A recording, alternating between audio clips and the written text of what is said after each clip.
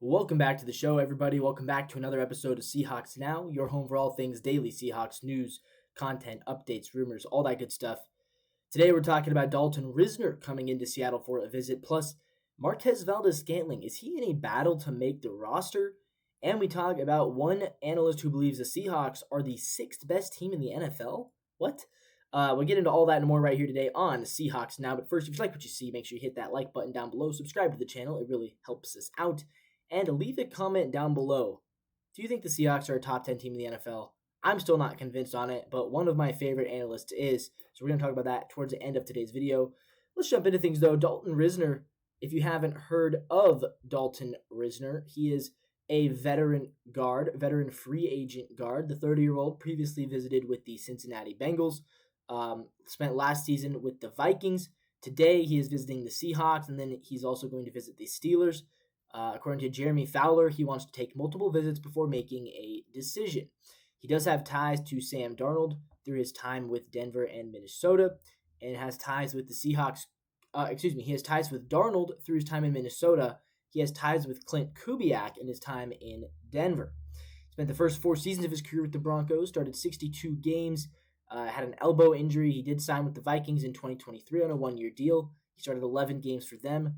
Last year, he started 8 games on a second 1-year deal with the Vikings, all at right guard, after mostly playing left guard up until 2024. He's known for being a good pass blocker. He's known for being not a great run blocker. So if you're having a pass-heavy offense, he's the guy for you. If you're doing a run-heavy offense, probably not. But yeah, he did work with Clint Kubiak in Denver, and of course, he blocked for Sam Darnold last year. And that worked pretty well for them. Sam Darnold had a great season.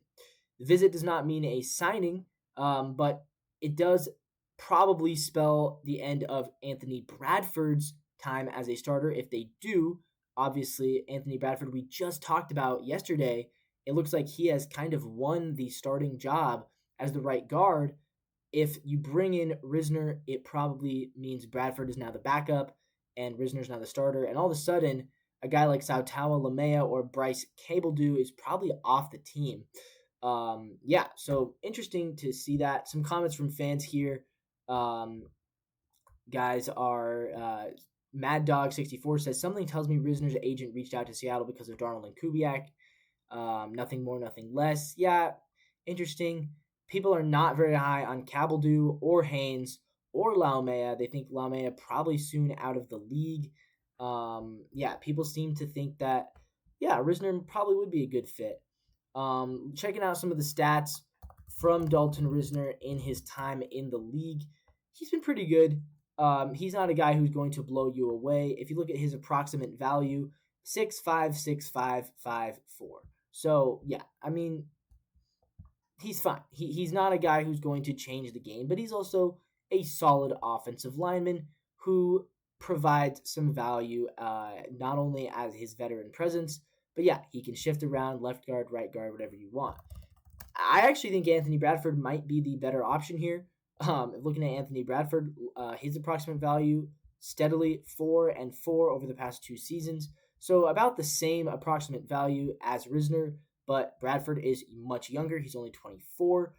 He knows the offense probably better because he's been there for the past 2 years.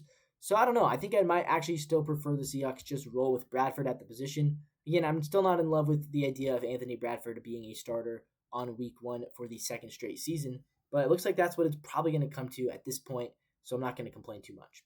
All right, let's move on. Marquez Valdes-Scantling. This season, guys, this offseason, I've been pretty much operating under the assumption that MVS is going to be one of the Seahawks' top 4 receivers, right? That's kind of been the assumption that I've been working with this entire year because it makes sense for him to be one of those top 4 guys, right? He's been with the team. He signed a $3 million contract. He had a good season last year with the Saints, all things considered. I mean, if you obviously his time with the Bills was not great, but with the Saints in 8 games, 4 touchdowns, 17 receptions, 385 yards. He averaged 22.6 yards per reception. That's really, really good. And of course, that was under the Clint Kubiak offense. I just figured, he's a veteran guy, paid $3 million, coming off of a really good 8 games with the Saints. He's going to make the team, and he's probably going to be your wide receiver 3. And then we started hearing reports that no, Torrey Horton is probably going to be wide receiver 3, but don't worry because MVS, he's definitely going to be a wide receiver number 4. But now I'm thinking, is he even going to make the team? Because this is a crowded receiving room. You got Jake Bobo looking for a spot, Derek Young looking for a spot, Cody White, Steven Sims, Ricky White III. This is a crowded receiving room. Marquez Valdes-Scantling, it was reported that he had a slow start to camp, and it was also, obviously, he hasn't done anything in the preseason. And so, yeah, I'm kind of interested to see, is he even going to make this roster? Is he going to make this team? Thinking about the offense and how the offense is going to shape up.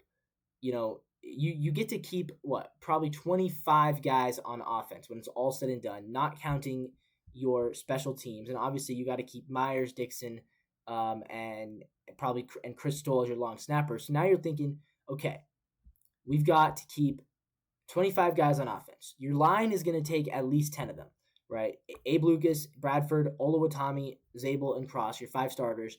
You're keeping Christian Haynes. You're keeping Jalen Sundell. You're keeping Michael Jarrell. You're probably keeping Bryce Cabledew, and you're probably keeping Josh Jones. So you're at 10 guys right there, 10 guys on your offensive line.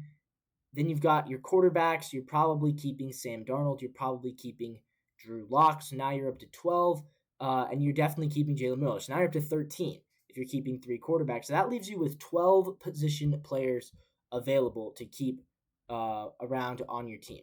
12. Okay, and I think you have to take 4 running backs. I think Kenneth Walker, Zach Charbonnet, George Holani, and Damian Martinez are all on the team. At this point, we've seen Holani and Martinez both have a great preseason game. I think it makes the most sense to keep all 4 of them. So now you're down to 8 guys remaining. Again, looking at fullback, I think you're keeping Robbie Ounce as your fullback. I think you're keeping 2 tight ends, AJ Barner and Elijah Arroyo. So that leaves you with 5 spots for a receiver, only 5.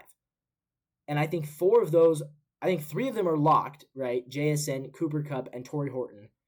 I think Jake Bobo, at this point, he should also be a lock. He had a good game in the preseason against the Chiefs. He caught 2 touchdowns. He's been with the team for quite some time now. He knows the guys. He knows the offense. He had a good season last year, 107 yards and a touchdown, 13 receptions. I think he makes sense to be the 4th guy. So that leaves one final roster spot, one final wide receiver spot. It's either going to go to MVS, Derek Young, Cody White, Ricky White III, or Steven Sims. I think you have 5 receivers battling for 1 spot. And maybe that becomes 2. Maybe you don't keep Drew Lock. Maybe you keep him on the practice squad and you only have 2 quarterbacks. I don't think that's going to happen, though. I think they like Drew Lock, and I don't think they trust Milroe as the backup right now. I think he's more of a work in progress. Maybe they only keep 9 offensive linemen instead of 10. That's a possibility.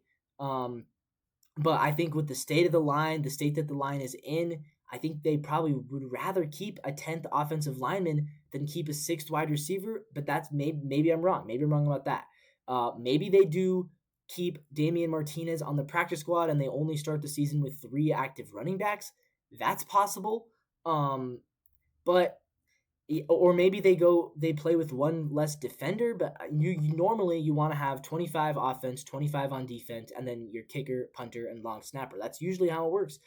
And from what I'm seeing, I don't think there's a spot for all these receivers. I think there's 5 guys battling for 1 final receiving spot, and I don't know if Marquez Valdes-Scantling is in front of that charge. I don't know if he is the guy who has the best chance of getting that number 5 spot. I think maybe Derek Young leads him. Derek Young had a really good preseason game against the Chiefs. MVS didn't catch a single pass.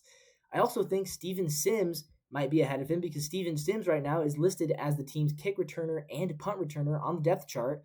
And he is listed as questionable as well, so we'll see if he even is able to play. Now, if Steven Sims does not make the team, Torrey Horton is listed as the backup returner, so I guess they could just cut Steven Sims, put him on the practice squad, and then elevate Torrey Horton to the punt returner and kick returner.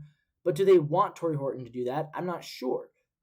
Maybe they do. I don't know. It'll be very interesting to see how this roster battle plays out. The point is, I don't think MVS is a roster lock at this point, and I think I've been operating under the assumption that he was for quite some time now. All right, let's move on, guys. Colin Cowherd ranks the Seahawks as the 6th best team. Is this accurate? This is crazy. I mean, I didn't even expect this. I know he's a homer. I know he's a Seahawks fan, so that probably helps. in why he made this ranking. But seriously, I did not expect to see Colin Cowherd ranking the Seahawks as the sixth best team in the NFL. How accurate is this? Probably don't bear too much weight. Cowherd's preseason predictions are usually pretty inaccurate looking back at some of his previous ones. But it's really nice to see the Seahawks getting this love at the national level. And again, like I talked about yesterday, with that forward momentum, I think the Seahawks are gaining forward momentum. It feels like they are starting to arrive on the national scene. People are starting to put respect on their names. And I think this is a good thing. I'm not going to go as far as to say they're a top 10 team or even as far as to say number 6. That seems like a lot. But can this team be the sixth best team? Yes. How do I know this? Because last year the Minnesota Vikings were a top 6 team in the league.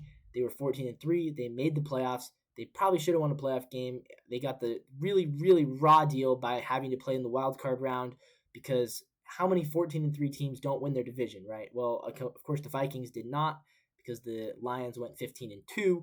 But again, the Vikings, they were a top 6. They were a top 8 team. I'll say that. They were definitively a top 8 or 9 team in the league last year.